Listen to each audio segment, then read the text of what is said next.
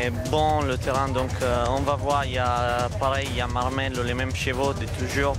On fait voir, c'est un cheval qui peut même gagner comme arriver quatrième, donc on espère. Ouais, Emile, comme Ozark Green, préférerait un terrain un peu plus souple. Moi, je vous invite à vous méfier du numéro 7, Renati, qui est entraîné par une légende vivante. Willie Mullins. Willie Mullins. Et le tandem Ryan Moore-Willie Mullins sur les longues distances font un carton. Stéphane, Ascot. Oui, c'est vrai qu'à Ascot, chaque année, c'est assez terrible. Ça l'a été encore cette saison d'ailleurs. Et le cheval est en 50 de valeur, ça le met qu'à 1 kg et 1,5 kg de Oriental Eagle et Marmelo, mais Marmelo lui rend 1 kg. Donc on se retrouve dans les mêmes valeurs mathématiques. Willie Mullins qui a notamment gagné les Ascot Stakes sur l'hippodrome de Royal Ascot avec Lagos to Vegas. C'est la plus longue, la course qui se dispute sur la plus longue distance pendant le meeting royal puisqu'elle se dispute sur 4000 mètres. Willie Mullins que vous retrouvez chaque année à Auteuil au plus haut niveau, mais qui a également une grande réussite, l'entraîneur irlandais, avec les chevaux de distance. C'est le 7 donc, il est à 9,90 € et il est monté par Ryan Moore. C'est le fils d'un de vos petits champions, Dominique, c'est un fils d'Irish Wells. Ah oui, double gagnant du Grand Prix de Deauville. Irish Wells, c'est 6e de l'Arc de Triomphe. Kazakh de Beren van Dalsen, l'entraînement de François Rohaut. 1000 et 1000 va pénétrer sa boîte. Il restera Oriental Eagle. Oriental Eagle, il y a longtemps qu'on ne l'a pas vu sur les longues distances. Il court toutes les grandes courses en Allemagne avec des bons chevaux, Wild Guess, Tinkitos. Est-ce qu'il est capable de bien faire sur 3000? On va voir.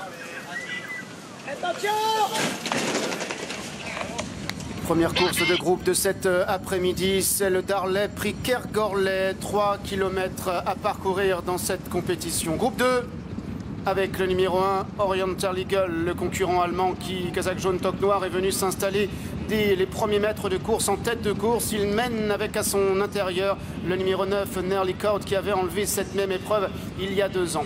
1000 et 1000 est en 3e position. Il a à son extérieur le tenant du titre. Il s'appelle Marmelo, le numéro 2.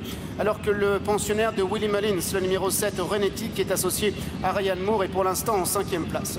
Le 4, Old Daddy Green, vient côté corne. Nardo est à son extérieur. Alors que l'on retrouve pour le moment à l'arrière-garde la seule jument de la course. Il s'agit du numéro 10, Line des Ongrais. Casterton, le 6, est en avant-dernière position. Le numéro 3, M. Chou, ferme la marche. Alors que les concurrents entrent dans le premier tournant sous l'impulsion de l'As Oriental Eagle. Oriental Eagle qui compte maintenant 2-3 longueurs d'avance sur 1000 et 1000. En 3e position à la corde, il y a le numéro 9, Nearly Caught, avec en 4e position le numéro 7, Renati. Renati qui vient notamment devant le numéro 2, Marmelo, alors qu'à son intérieur, au galop, le numéro 4, All Zazie Green. Devant le numéro 5, Nardo, c'est le concurrent gris. On retrouve toujours en retrait Casterton, le numéro 6, Ligne des Ongrais, le numéro 10. Et puis le numéro 3, M. Chou, Kazakh bleu à étoile, qui est en dernière position. Les concurrents qui sortent maintenant du tournant et abordent la ligne opposée avec toujours les mêmes en tête et notamment le numéro 1 Oriental Eagle qui n'amuse pas le terrain et compte désormais peut-être 10 longueurs devant 1000 et 1000 qui se retrouve en tête du peloton alors que Nearly Caught est côté corde, alors également que Old Daddy Green progresse. D'ailleurs on assiste à une cassure ensuite, 3-4 concurrents qui semblent devoir s'échapper, Renati venant à l'extérieur, ayant Marmelo qui est dans son dos. D'ailleurs Christophe Soumillon pour l'instant est dans le sillage de Renati mais décide de changer de tactique, de venir plutôt à l'intérieur, de prendre le sillage de 1000 et 1000 alors que Nardo est dans son dos, alors que le numéro 3 M. Chou, le numéro 6 Casterton et le numéro 10 Ligne des Ongrais sont à l'arrière. Regroupement général car le peloton maintenant s'est rapproché du leader, le numéro 1 Oriental Eagle. Oriental Eagle qui a une longueur devant 1000 et 1000, 1000 et 1000 qui compte une longueur encore devant Old Daisy Green qui vient à la corde. Marmelo est en 4e position avec Nearly Caught qui est en 5e position avec Nardo qui est là également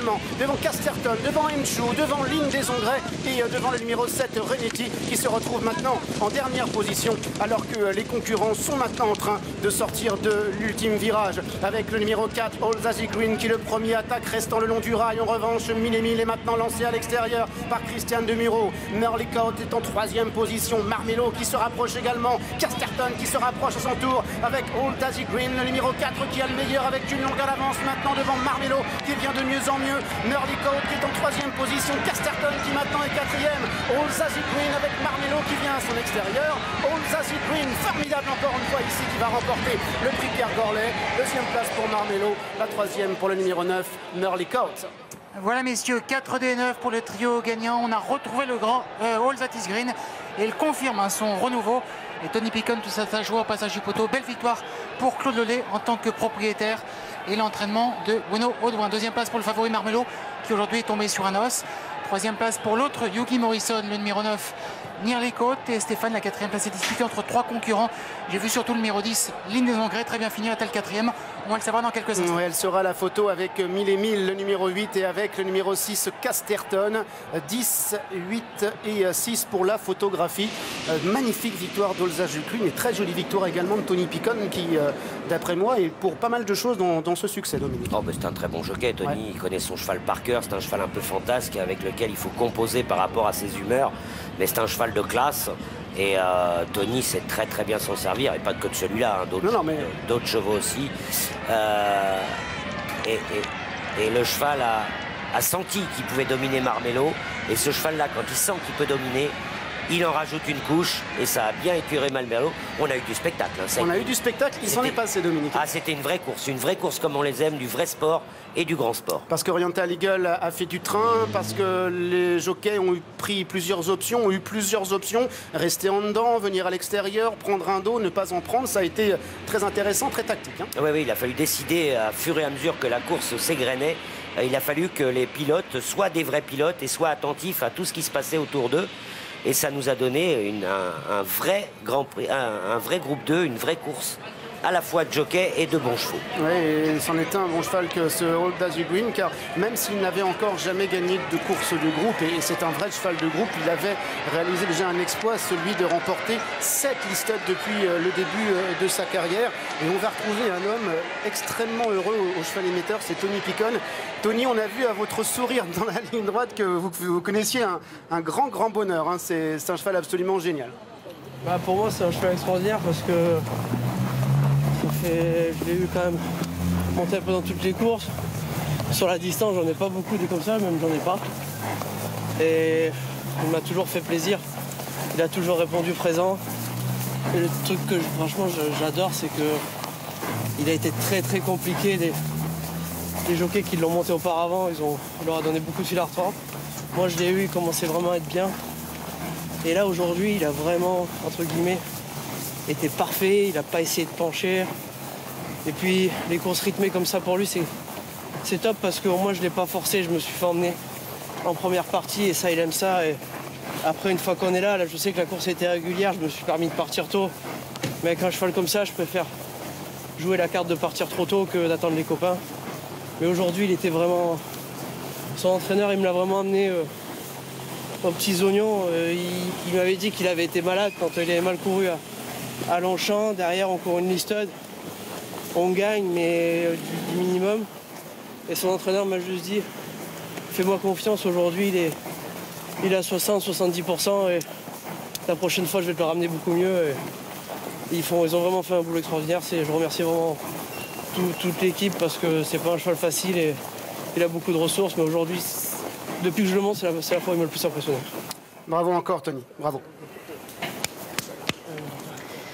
Bravo Tony, bravo à toute l'équipe et All That Is Green. Donc prive Marmelo d'un doublé bien difficile à réaliser dans ce groupe de pour Stayers. Place au trotteur cette fois. Un lot de qualité nous attend à Cran. Il y a notamment une pouliche qui a eu des prétentions classiques au départ de cette épreuve.